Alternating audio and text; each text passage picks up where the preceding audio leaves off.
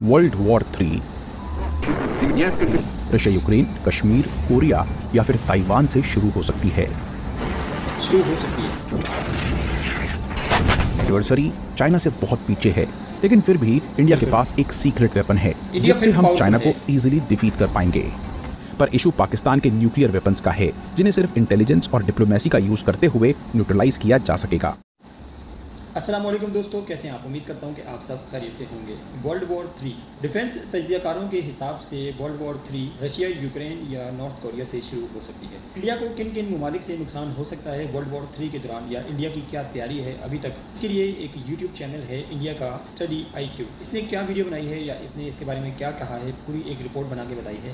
तो चलिए मैं और आप मिलकर इस रिपोर्ट को देखते हैं कि इंडिया किस नज़र से देखता है वर्ल्ड वॉर 3 को, अपने लिए या अपने पड़ोसी मुल्कों के लिए।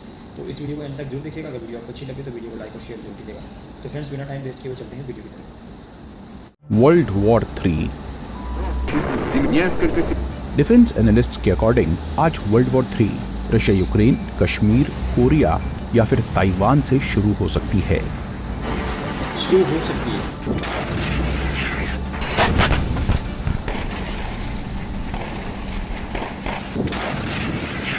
तो दोस्तों, क्या हम as a nation world war 3 के लिए रेडी हैं? 16th सेंचुरी के फ्रेंच एस्ट्रोलॉजर नॉस्ट्राडामस की बुक के अकॉर्डिंग 2023 में ये ग्रेट वॉर इग्नाइट हो सकती है। नॉस्ट्राडामस के फॉलोअर्स के अकॉर्डिंग इन्होंने फ्रेंच रेवोल्यूशन से लेकर कोविड-19 क्राइसिस तक लगभग सारे इवेंट्स के बारे में एक्यूरेटली प्रेडिक्ट किया है। लेकिन इनकी वर्ल्ड वॉर 3 की प्रेडिक्शन सही है या नहीं, ये तो समय ही बताएगा। पर करंट जियोपॉलिटिकल सिचुएशन में वर्ल्ड वॉर 3 क्यों और कैसे शुरू होगी, और इस ग्रेट वॉर के दौरान इंडिया के एलाइज एंड एडवर्सरीज कौन होंगे, ये जानना बहुत जरूरी है। और करंट सिचुएशन में इंडिया ऑफ कोर्स मिलिट्रीली अपने सबसे बड़े एडवर्सरी चाइना से बहुत पीछे है, लेकिन फिर भी इंडिया के पास एक सीक्रेट वेपन है जिससे हम चाइना को इजीली डिफीट कर पाएंगे। तो दोस्तों, इस सीक्रेट वेपन के बारे में जानने के लिए इस वीडियो को लाइक जरूर करें एंड इस वीडियो को लास्ट तक जरूर देखें।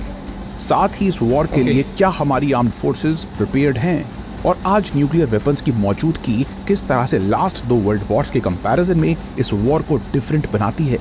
चलिए इन सभी क्वेश्चंस को एनालाइज करते हैं। दोस्तों, जैसा कि आज की जियोपॉलिटिकल पिक्चर से क्लियर है कि Russia Ukraine war world war 3 को ट्रिगर कर सकती है। इस वॉर में पूरा नेटो इनडायरेक्टली ही सही बट इन्वॉल्व है।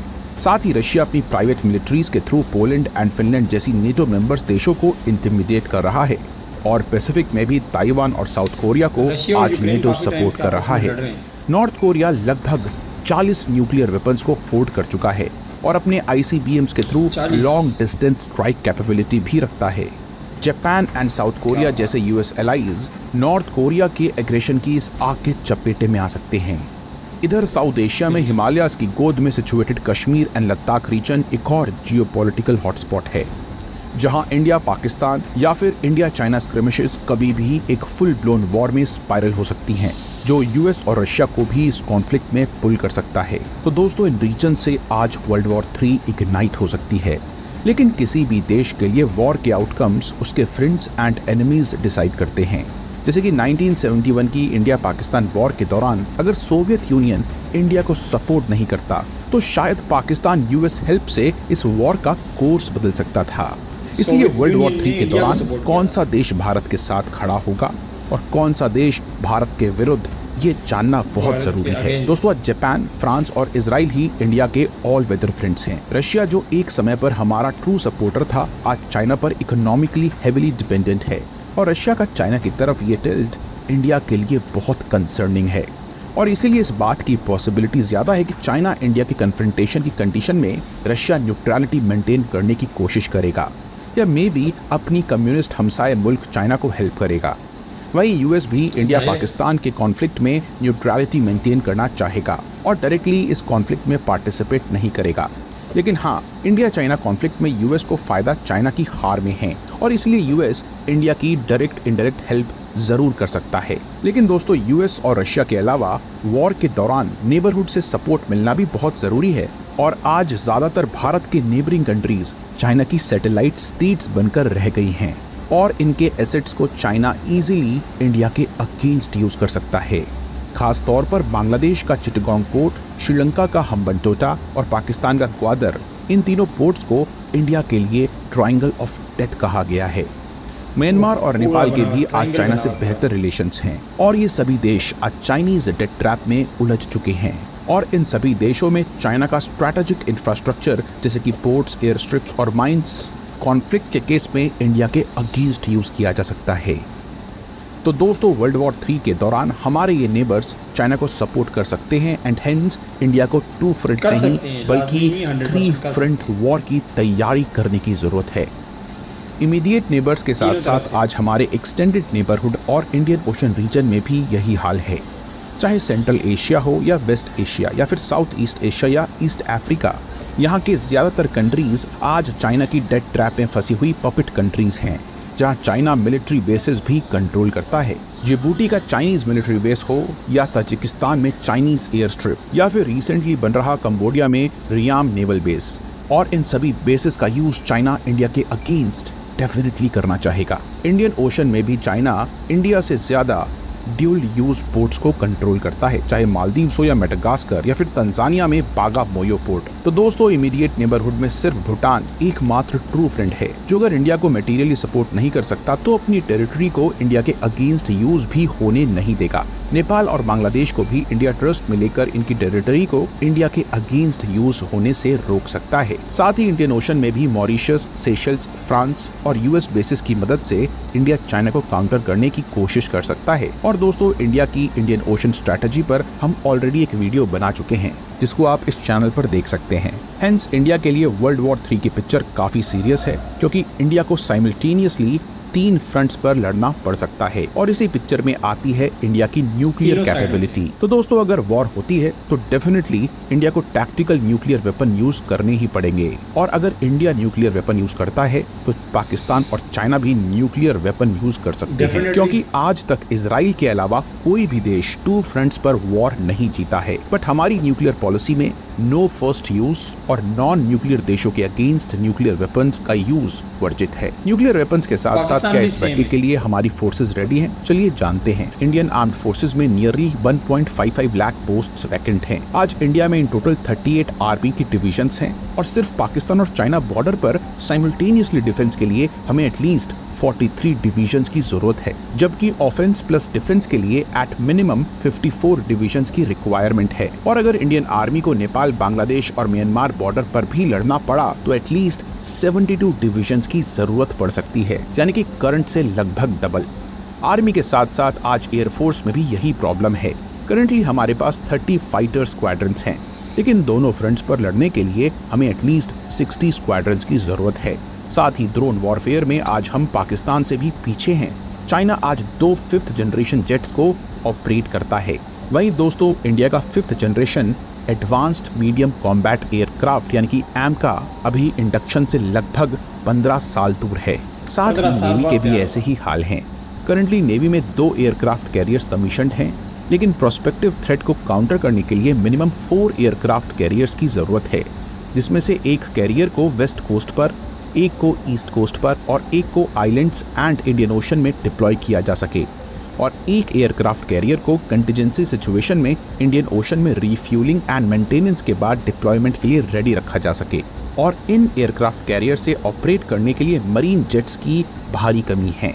इंडियन नेवी तेजस LCA के नेवल वेरिएंट को ऑलरेडी रिजेक्ट कर चुकी है, और राफेल मरीन्स जिन्हें हम फ्रांस से इंपोर्ट कर रहे हैं हमारे पास इनफ नंबर्स में नहीं हैं। और इन एयरक्राफ्ट कैरियर्स को सपोर्ट करने के लिए हमारी अटैक सबमरीन्स की न्यूमेरिकल स्ट्रेंथ चाइना के कंपैरिजन में लगभग 1/3 है। जहां China in total 60 submarines operate करता है, इंडिया के पास सिर्फ 18 सबमरीन्स हैं, जिसमें से एक भी न्यूक्लियर अटैक सबमरीन नहीं है। हेंस इंडिया को अपने स्ट्रैटेजिक वेपन जैसे कि ब्रह्मोस, अग्नि, अस्त्रा पर हेविली डिपेंडेंट रहना पड़ेगा। तो दोस्तों, ये सब सुन के आप समझ ही गए होंगे कि हमें कितनी इंप्रूवमेंट की ज़रूरत है, लेकिन इसका मतलब ये नहीं है कि हम वॉर में हार ही जाएंगे। मैंने आपको स्टार्टिंग में ही बताया था कि हमारे पास एक सीक्रेट वेपन है जो अगर स्ट्रैटेजिकली यूज़ किया जाए तो इंडिया को इन कमियों के बाद भी इस ग्रेट वॉर में जीत दिला सकता है, और ये वेपन है इंडिया की ज्योग्राफी।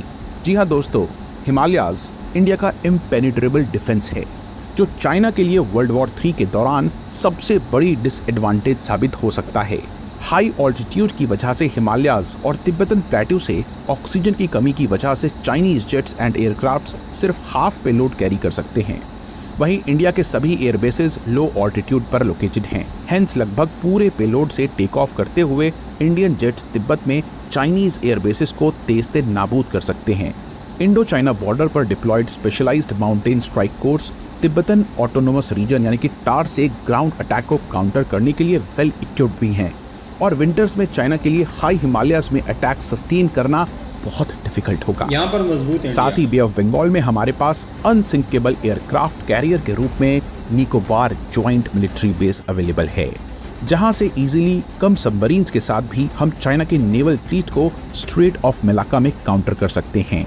और रही बात लंबॉक और ओम्बाई वेटर स्ट्रेट की, जो चाइना को मलाक्का के साथ इंडियन ओशन का एक्सेस प्रोवाइड करता है, यहाँ भी हम क्वाड ग्रुपिंग में ऑस्ट्रेलिया की मदद से चाइनीज नेवल फ्लीट को पूरी तरह से ब्लॉक कर सकते हैं और इंडियन ओशन का एक्सेस डिनाई कर सकते हैं।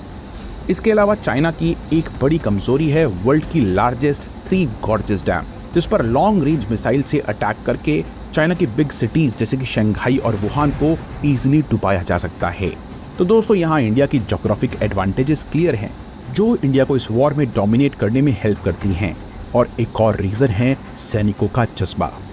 देखिए, चाइनीज मिलिट्री की एक सबसे बड़ी कमी ये है कि इसके सैनिक अपनी मर्जी से सेना में शामिल नहीं होते।